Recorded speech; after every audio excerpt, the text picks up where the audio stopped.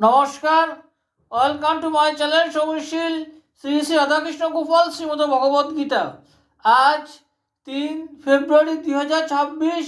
আমি বৃহত্তর সচিত্র অষ্টাদশ পুরাণ সমগ্রের ত্রেতাযুগ কথনের কিছু অংশ পাঠ করছি। 30 পৃষ্ঠার শ্রী শ্রী অষ্টাদশ পুরাণ সমগ্র কি জয়, শ্রী শ্রী রাধাকৃষ্ণ গোপাল শ্রীমদ ভগবদ গীতা কি জয়।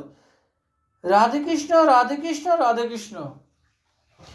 এবার ব্রাহ্মণ 4টি আশ্রম স্থাপন করলেন, যথা ব্রহ্মচর্য, গার্হস্থ, বানপ্রস্থ ও সন্ন্যাস।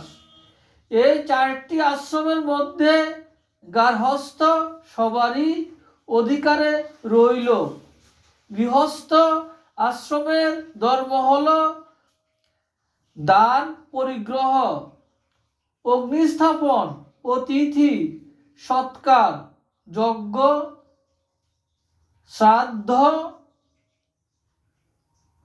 ও প্রজা উৎপাদন। এগুলি গৃহস্থবাসীর পরম ধর্ম। গুরুগৃহে পড়াশোনা, ভিক্ষা, ভূমিতে শয়ন, জটাধারণ ব্রহ্মচারী ধর্ম। তৃতীয় জীবনে সংসার ত্যাগ করে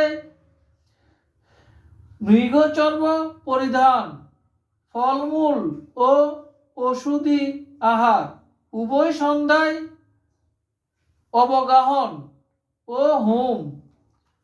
অরণ্যবাসীদের অনুরূপ স্বস্তিক আদি আসন অভ্যাস, অচৌর্য, সুচিতা, অব্যভিচার, জীবের দয়া ও ক্ষমা, এগুলি ভিক্ষুর ধর্ম।